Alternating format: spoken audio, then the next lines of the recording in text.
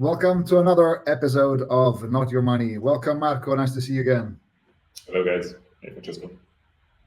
So it's end of Q2 2024. It's a great time to get our expert Marco to tell us a bit about what's going on in the market as we close this quarter. The market seems impatient to move on, but it's not really working out. Is this just sort of a summertime sadness? Expected post-halving? Give us a read. I'm just going to share a slide on, might be a bit small on the screen, but sort of where all of the coins, the top 20 are, whether you look at them on a weekly, monthly, 3 month, 6 month, is pretty red at the moment. So Yeah. What's your read, Marco? The read is that basically there are two way of seeing this. Like if you look basically from March, so Q2 effectively, okay, March, June, the market has been retraced. Some more, some less. We'll set up things in a way that when we talk about Bitcoin and Ethereum, especially Bitcoin, I think it's fundamental. Ethereum will join Bitcoin into the fundamental group. Everything else is altcoin. Okay, so everything else has a different driver, different momentum, and so we can see that now, especially after the ETF Bitcoin being approved, we see that the different dynamics. So we can see, for example, that Bitcoin is holding much better its ground, comparatively speaking, against everything else, and this, it's pretty self-evident. But globally, we are retracing in Q2. Q2 was a big retracement. Q1 2024 was, let's say, a moment where we were hoping for new heights, and then we didn't reach that, and then we dropped. Altcoin specifically, but like I said, Bitcoin received that support on the price level from traditional finance because the macro environment, which now becomes something that is extremely important for Bitcoin, and in the future soon is going to be also for Ethereum. High inflation, an economy that is going pretty strong, is positive for traditional finance because you have big earnings and you have global growth. So traditional finance says risk on, and so they deploy into more risky asset inside their ecosystem of available investable, what's called investable universe. And since the spot ETF have been approved, Bitcoin has become one of the correlate the asset that is inside the investable universe for TradFi.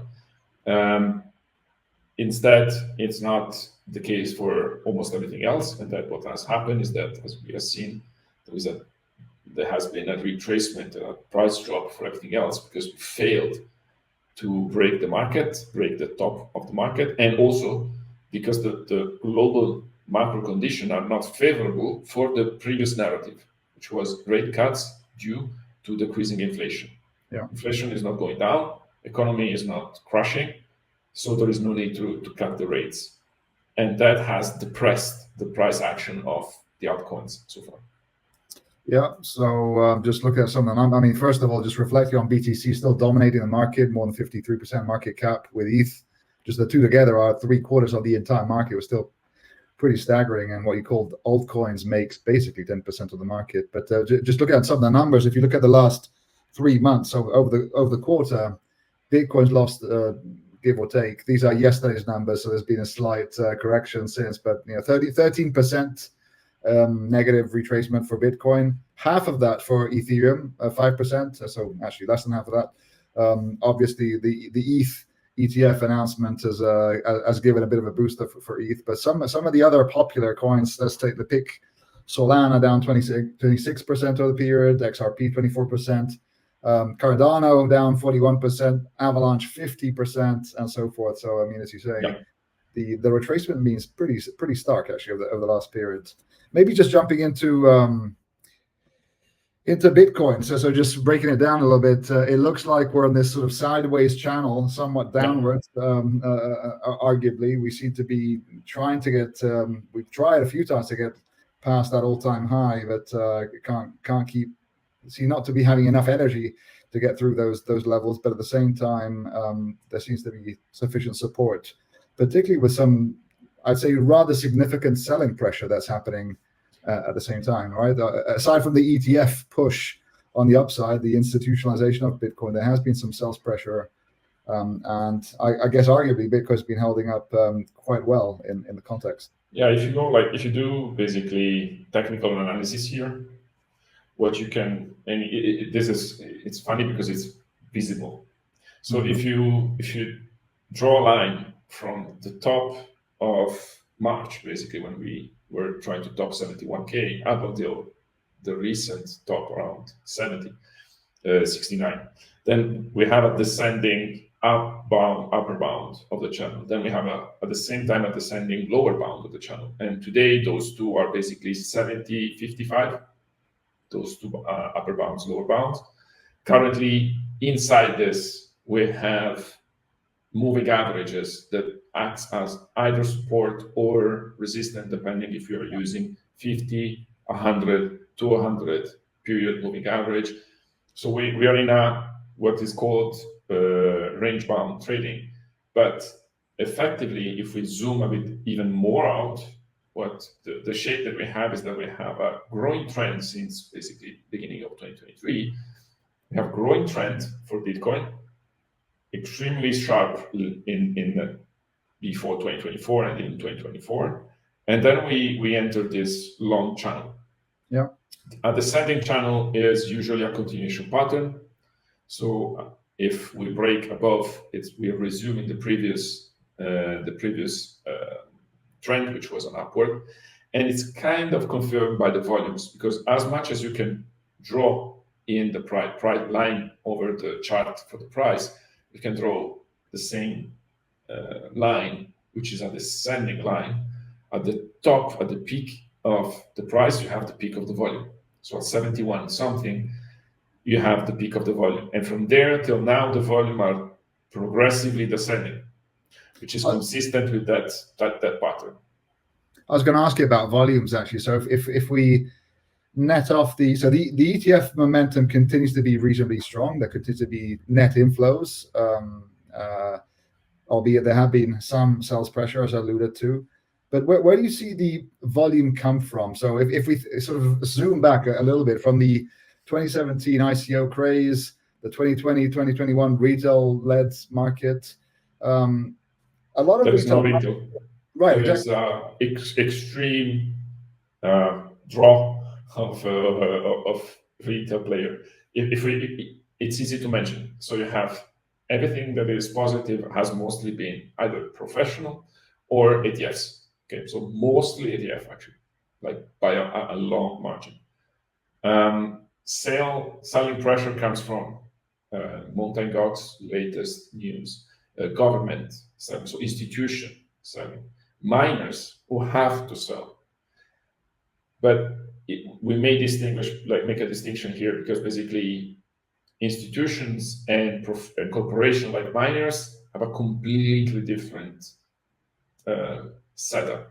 Miners sells what miners sell is very programmatic, is very consistent. You can predict, and it's a function of cost of production, business cost price of today. So it's really you can calculate how much, and it's not a lot. It is some, but we are in a context in which retail is not supporting at all, because this speaks a bit more, I think, in my opinion, of the global in the context, which is the macro situation in which are.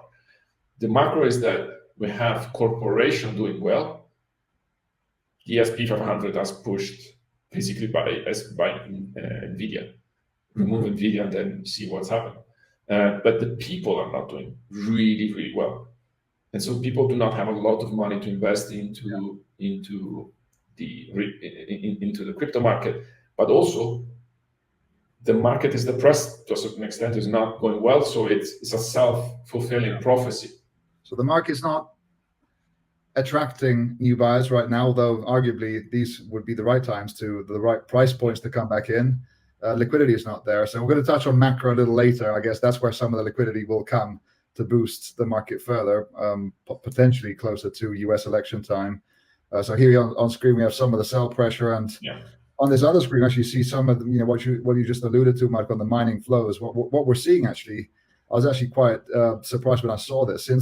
Since last November, we've seen net outflows from miners' perspectives, which is quite prolonged. So it's roughly 9 months that miners are in sell pressure territory, which is, we would have to go back as far back as 2017 to see that same prolonged sort of pressure from their side. But to your point, their overall impact and influence over the whole market is probably not that significant. It seems to be added up to some of the other activity we mentioned, the speculation around Mt. Gox redemptions that might be imminent, US and German governments moving Bitcoin to exchanges, so presumably on the verge of selling Summit. So let's see whether the price is going to continue moving and in which direction. Yeah, it's maybe if I can like just one thing is like miners' information should be taken with a grain of salt, because this is a very complex calculation in the sense of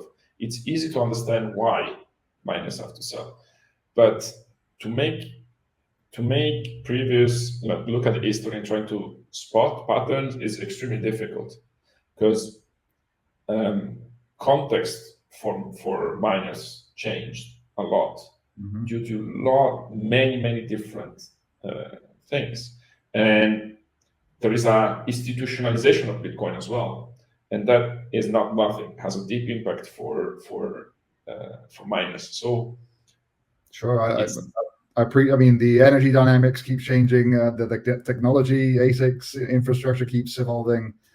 Absolutely, yeah. Well put and understood, Marco. Yeah. Shall we move on to the ETH picture? So it looks similar to Bitcoin, except that sort of big tick to the upside when the ETF announcement came. Yeah. Much of the same. When you have I think we can, to a certain extent, we should look at what the impact of announcements of ETFs for Bitcoin, right, and make a comparison there.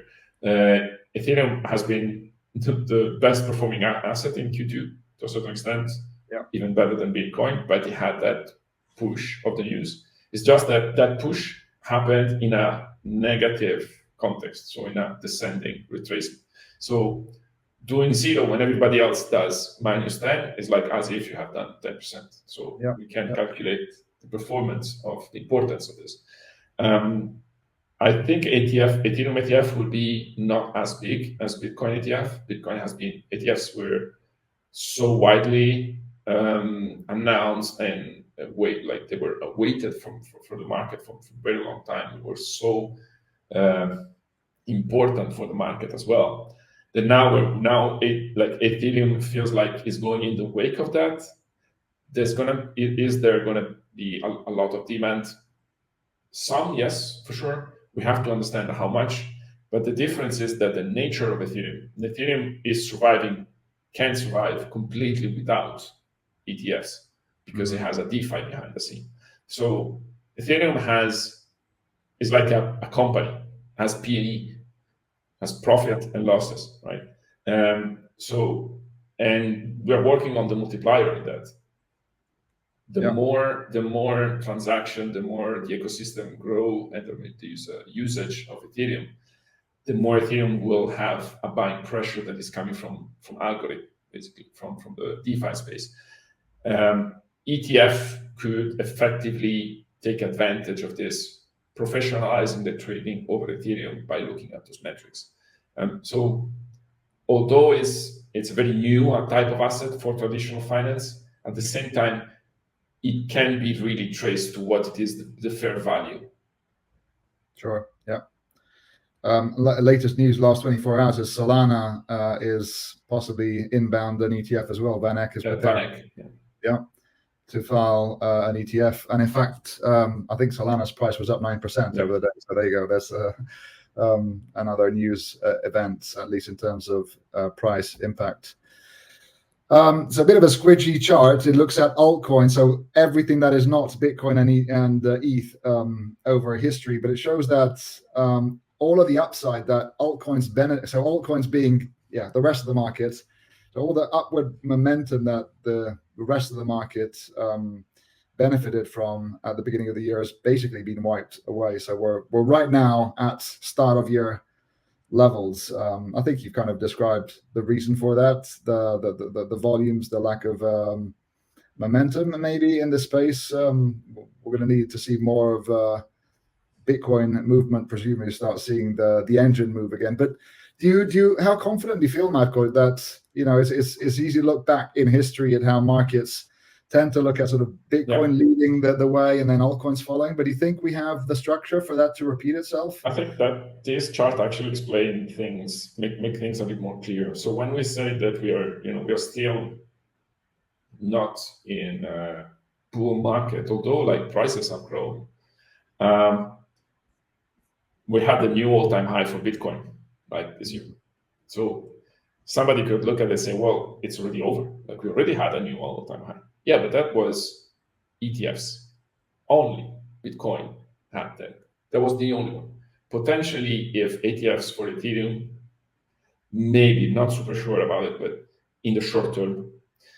But look at altcoins. Like they're still today 50% compared to where they were in previous bull market. Yeah. So we have not experienced that in altcoins. And altcoins are the real crypto market to a certain extent, meaning the real crypto people. Because behind everything else, before ETFs and so on, there were the crypto people and traditional finance people. Yeah. And they're separated. So the previous bull market was, of course, professional investors and so on, but there was a lot of money coming from retail. Sure. That's I guess that's my question I raised earlier, Marco. So if you look at that big lump to the left of this slide, looking at sort of the 21, 22 market, a lot of that money, a lot of that momentum come from the ICO craze, the aftermath of the ICO craze and retail money coming in.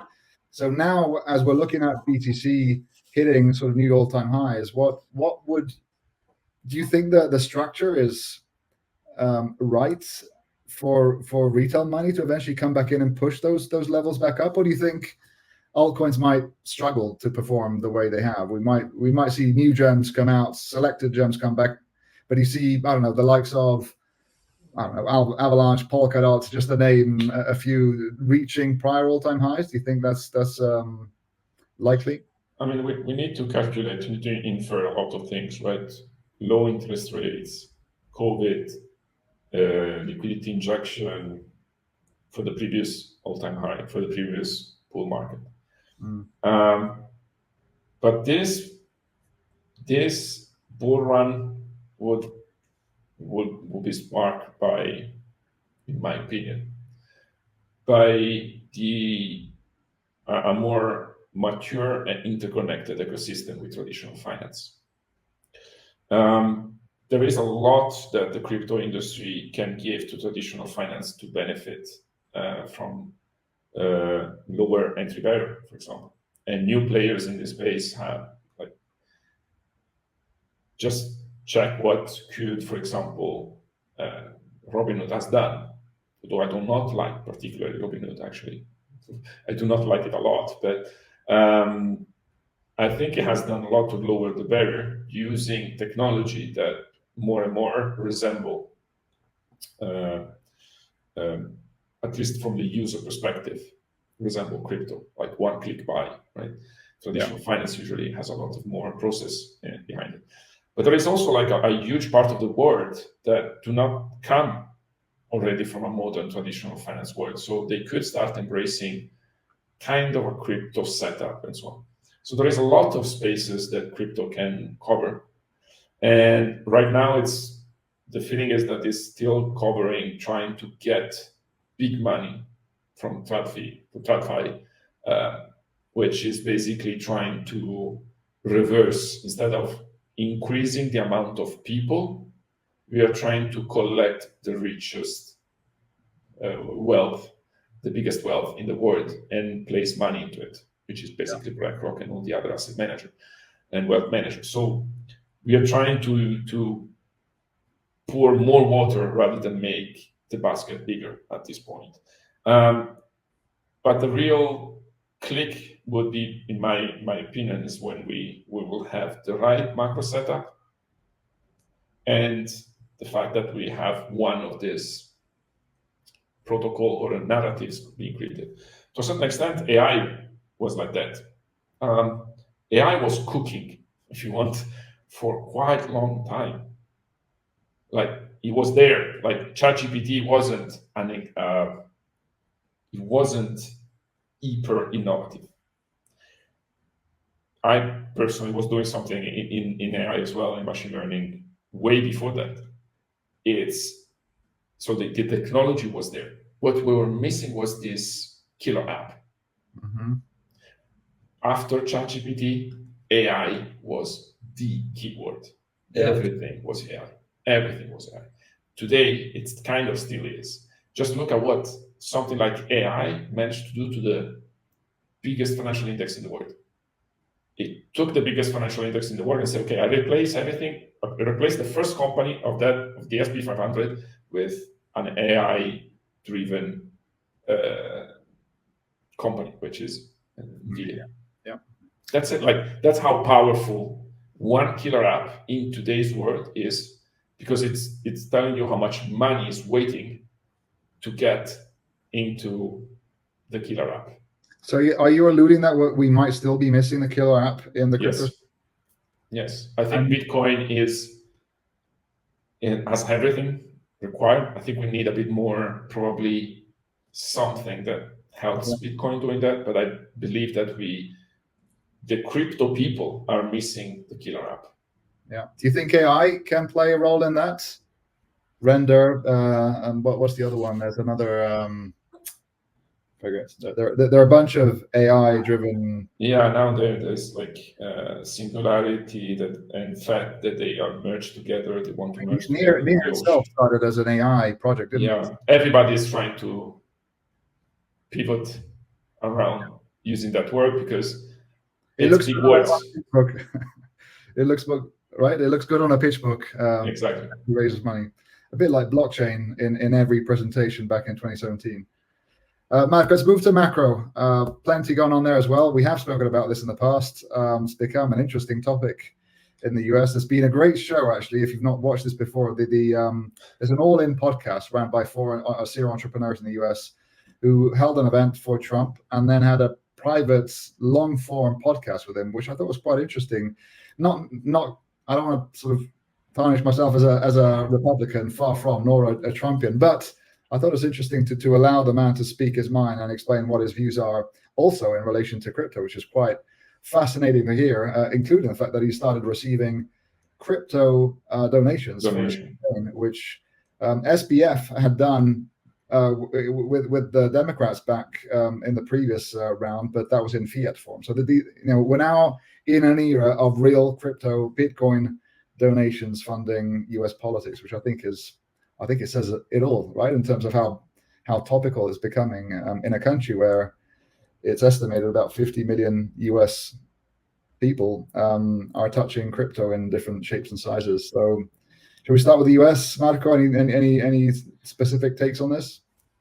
Yeah, I think you're right. I had a thought during this morning. I woke up and I look at what has been the presidential debate.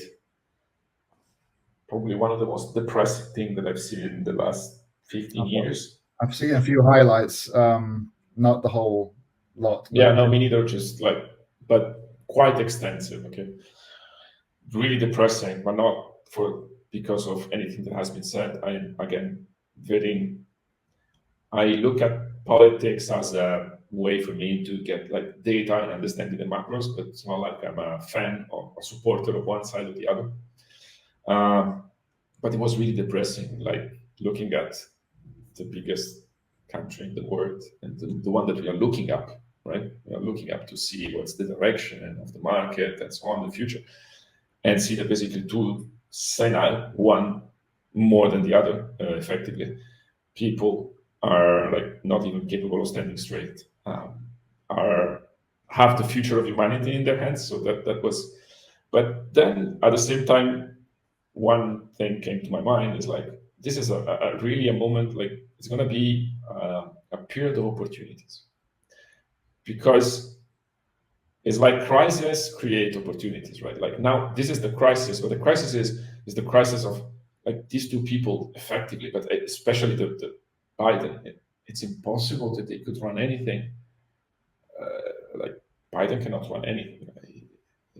And I just like, I feel compassion, I feel empathy towards him. But come on, and the idea is that this creates opportunity for new people instead to step in into new things to start. Imagine we can't expect. Imagine just as a pure chance, like Biden would be replaced in the run up by somebody else, new, younger blood, who is crypto enthusiast or crypto friendly.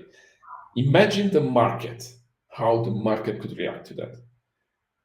Okay, rate cuts, inflation, all will be forgotten.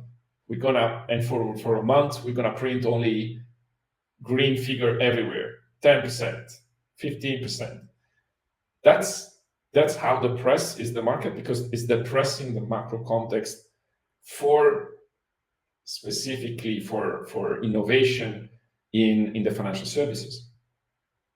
Because look at the people that you're in this picture, right? Like, none of these people can innovate anything, and it's not their fault.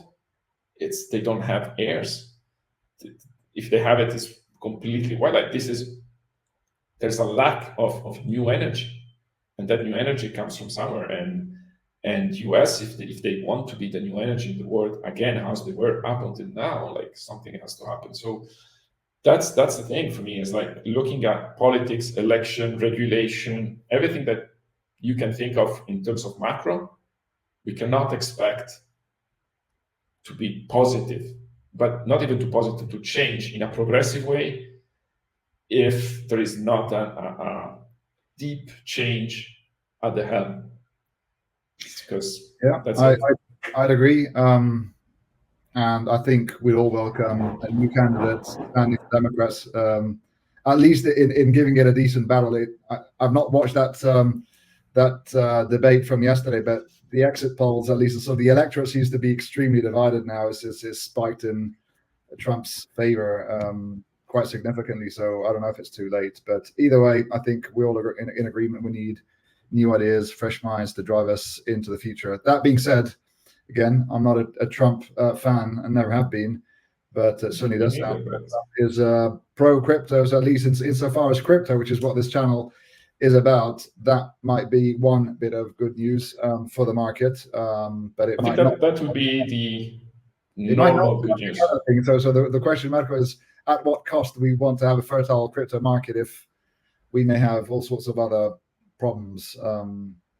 Look at instead of looking at Biden and Trump, look at what the other actual people in the picture, right? So, the SEC was first negative, then positive, but when it was positive and it approved things, feels like, oh, we had to approve. I mean, those are not institutions. It's difficult to create businesses on these premises. Yeah. And once again, it's a clear direction helps everybody. And the clear direction is we're open for business, because that was US. US is open for business. And welcome any regulation, whatever, even if I'm not a pro-regulation. We have an internal debate between me and you, but I'm not a pro-regulation person, at least not at this stage.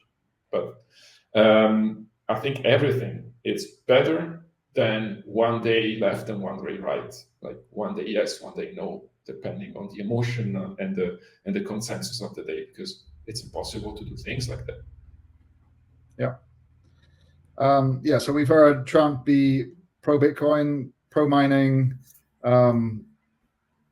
That should drive strong clarity in the US, much needed, regardless of whether it comes from Republicans or Democrats, as at least on a regulatory front, the US is well behind all of its international peers. The European market is just about to, actually just this weekend, Mika comes in with his first phase for stablecoins.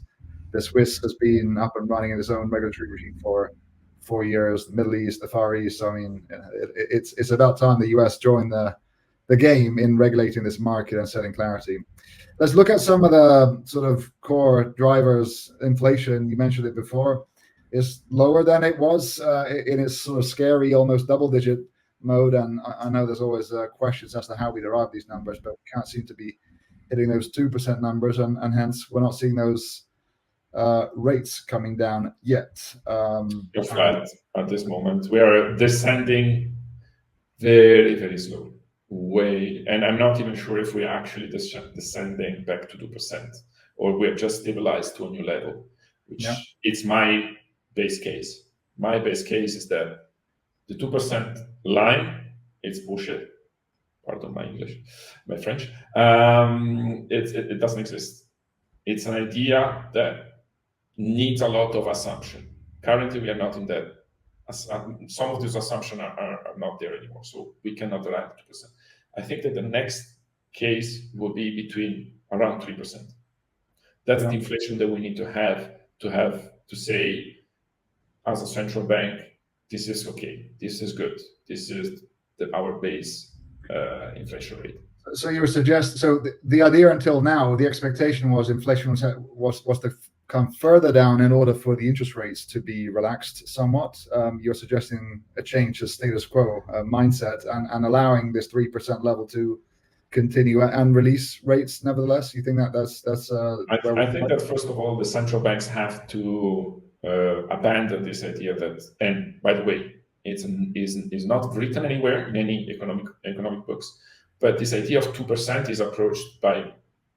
is used by ECB and the Fed and other central banks in the world, like UK and so on. But the major one, except for Japan, which has its own politics, in terms of financial market. But inflation of 2% is kind of the mantra.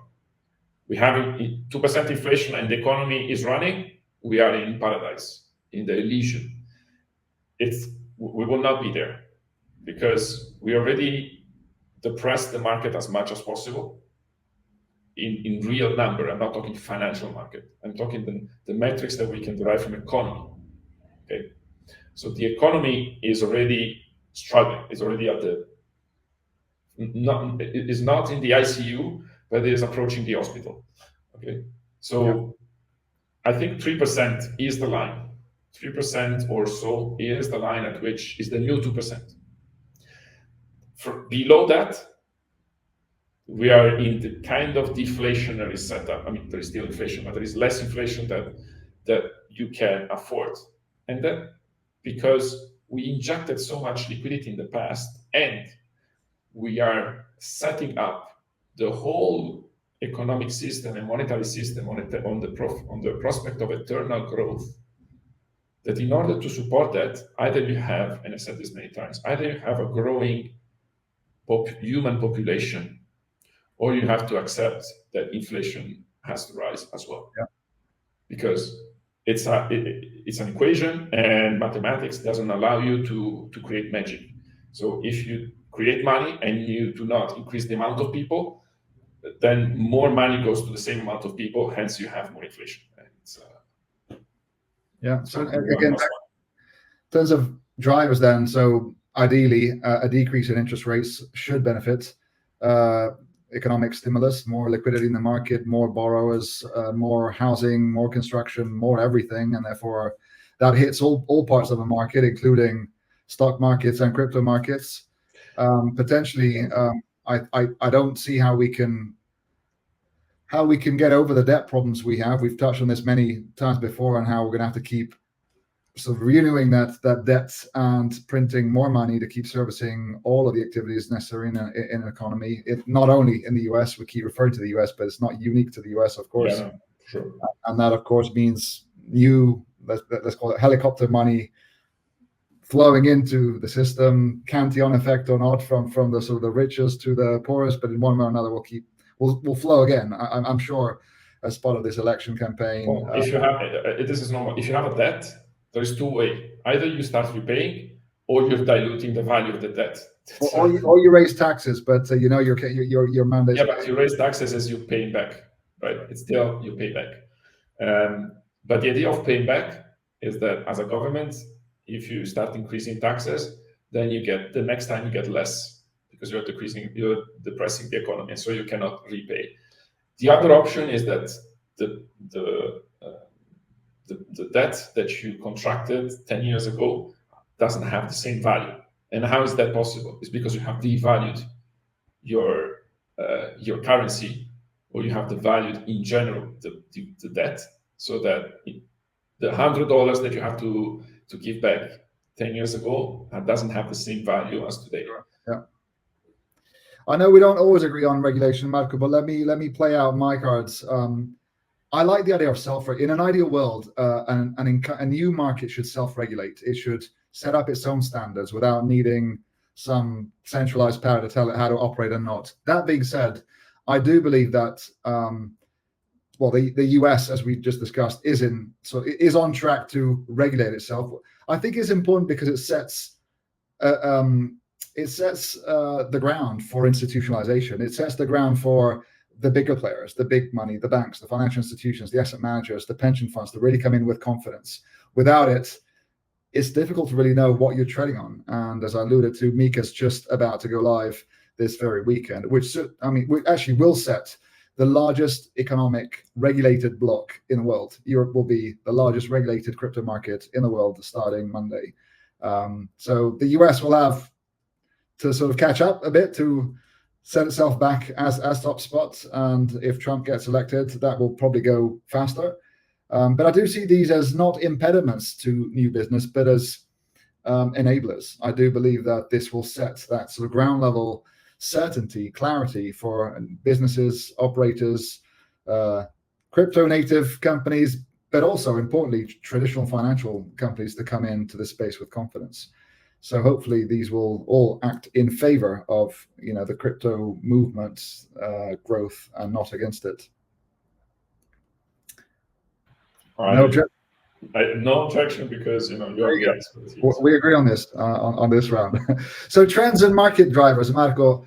We talked about it at the beginning of this session, the ICO craze, the retail metaverse. If we look back at the last cycle, there's a lot of building happening, a lot of community builds, a lot of retail money pouring into projects, many of which arguably are still trying to find their exit and hoping they can re-find highs. I put up here on the screen a few of the latest drivers, so the big headlines of what's been happening over the last year or two.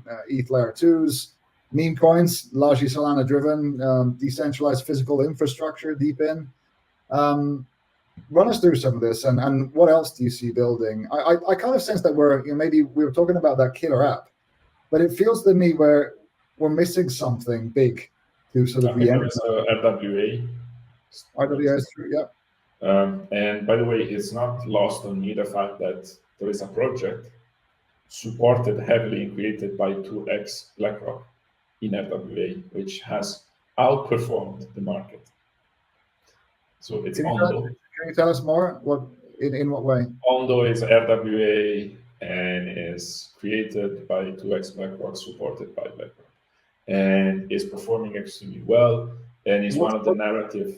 Do you know what's in it, Marco? So RWA is, just for clarity, real world assets, so tokenized real world assets. Yeah. But what specifically is this?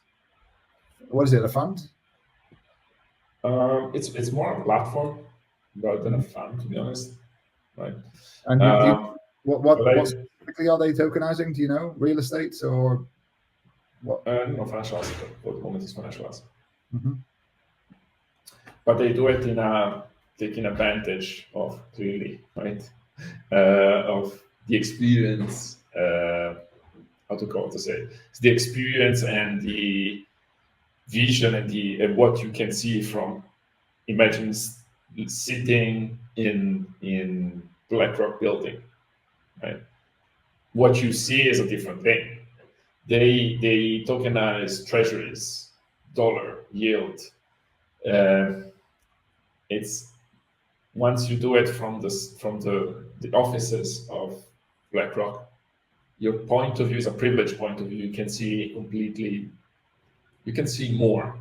Let's say you can see further away than everybody else. Yeah. So definitely is an advantage, but it's not lost on me the fact that this could be a good case in which, like a use case, and say, hey, traditional finance people and traditional finance companies, look what BlackRock has done.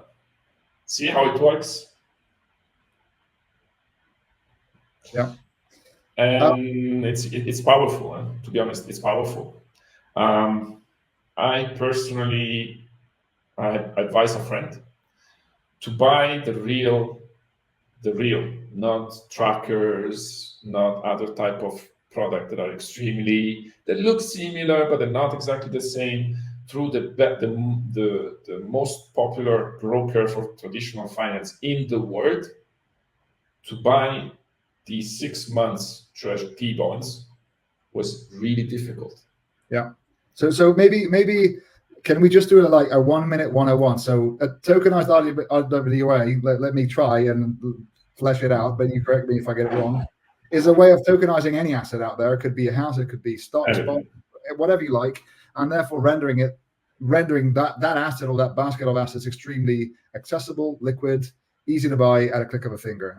As you allude to, buying financial instruments isn't always that easy. You need a brokerage accounts, a bank account, so you probably need to fill in all sorts of documentation, failure of which might see you not be eligible for certain products, and instead you can buy in and out of a share or a bond or a real estate piece in fractional form. It could be wine, it could be art, it could be all sorts of different things, even at $1's worth, which is unimaginable. Did I get it largely right, Marco? Is that broadly speaking what we're talking about here, right? You know exactly how it works, and mostly probably the people listening will know how it works to invest in, like how fast it is and easy to invest in a token or invest into a DeFi platform. And then now you have, through platform like Ondo, and there are many others, you can buy the treasury from US Treasury or the yield index of the US dollar. It's basically connecting, clicking a couple of buttons, done, compared to days of headaches. Sure. Great. What about, so in the last market, NFTs were the biggest thing in town. I tinkered around with them a bit. I had to go just to understand what they were all about. That seems to have gone a little dead, although Bitcoin Ordinal seems to have reanimated maybe some of that space, arguably, I don't know. Metaverse seems to have gone very quiet. So some of the big narratives of the last market seem to me, I'm just not reading about any of this stuff anymore. Do you think they're back? Usually this is the building phase. I think they will make a comeback, but not in short term. They will make a comeback. They still need some more time. But I think it's also another super important narrative that it's building up and it's waiting to be released, is actually Bitcoin DeFi. That would be massive because it has deep impact for miners, has deep impact on the Bitcoin price, and I'm not lots of liquidity there. I'm certainly not technical enough to explain what is going on, but I have heard work in that direction as to where we're at exactly in that space. I can't tell or judge. In short, I think that we should not talk about how it works, but just the vision. The vision is that the reality of things is all the other tokens that are blockchain-based token, you can get yield. You have a lot of derivatives, and liquidity is free everywhere. There's like Ethereum is locked, then is unlocked, or let's say green-minted the liquidity, okay, liquid staking provider. Then you have, as you mentioned there, restaking. So you take that and restake again. And with this amount, with this funds, you create other things. So the tree has a lot of branches. For Bitcoin, it's not the case in the sense of you buy Bitcoin, you transfer Bitcoin, that's it. It's called cold storage. We've never had as much Bitcoin. Now imagine, so that means that effectively there is a huge amount of liquidity in Bitcoin that is not used to generate yield. So imagine the untapped potential that you can have there. Yeah, I can see the different arguments here. At the end of the day, if Bitcoin wants to be digital gold for its scarcity, then it could probably operate that way. And I don't know, that might be a feature in itself, but hey, we'll see. Interesting. Anything else, Marco? Any closing remarks? Anything you're looking at? Anything that you find interesting that you've not already? One that I'm looking at is actually I'm tracking the unrealized loss of U.S. banks, because this could be a major thing. So over and over we said the rate cuts, for inflation. It's a narrative that is dying out or is not coming as fast as possible. But when you have higher rates in the market, either you crash the economy, you crash the financial market, or the inflation goes down. I saw a chart on this a few days ago, and it looked just It's terrible.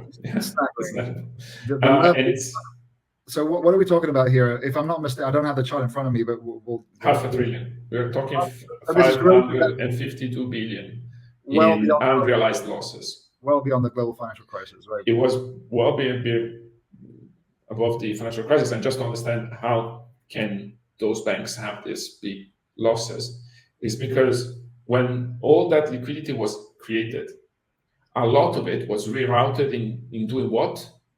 Buying 10 years T-bonds. Mm-hmm. Bonds, 10 year, 25 years, whatever is going on. But when you buy at 0% interest rate or 0.5 or 1% interest rate, the returns are really low, right? But but the value is fixed. The value of a bond at that point was not moving. But when the rates move to 5%, the value of that bond went into the sewer. And now either they bring back the rates, so the value of the bond goes up again, or those banks have to absorb all the losses, because the only other way is to bring that bond to maturity and get the 0.1% that they were supposed to get. What's the big issue is that unrealized losses can stay there to a certain extent for a while until you have reserves, until you have something, but they get bigger and bigger. And once you have that much and you just explode, you don't have reserves, it's over. You have to be saved, bailout. Otherwise, they're not a problem until they become realized losses, right? I mean, the numbers getting bigger. So the question is, what can trigger that downward spiral to basically? It's just basically every single bank that has an exposure to that, they need to cover up with positives. Otherwise, but it's as if you are, you're on a track and you have to run. Everybody has to run 100 meters, and you have to run 200 meters in the same time that the others, because you have exposure. You have to make extra profit just to cover the losses. Otherwise, you're done. And so maybe works one time, works every 2 times. When it doesn't work anymore, that's where the problem. And the problem is, if it doesn't work for one, then it cascade effect. Everybody goes belly up. That would look horrible. Although history has showed us that Draghi has famously said he'll do whatever it takes to save the financial system. But we've certainly seen that in practice in the US in bailouts each time, covering up the mess. So it just sounds like the risk of a colossal systemic downturn. And every opportunity of central banking coming in to rescue all of that, front running taxpayers' money from the future once again. So or you have the solution in your hand, which is start reducing the interest rate, and at that point those bonds goes up in value, even if they don't go to zero. But if they go up in value, you artificially in a matter of a couple of weeks, you are removing 100 billions in unrealized loss. Sure. So, okay. On that happy note, thank you, Marco, for the insights as always. It's good to cut this quarter. Hopefully, as often happens, you have some green months, some positive months, and then some points of correction. And I think that's also healthy for the market to sort of rebalance and check in and see real momentum, real growth, real build out in infrastructure, in players. It allows TradFi to also find its feet and figure out its entry point.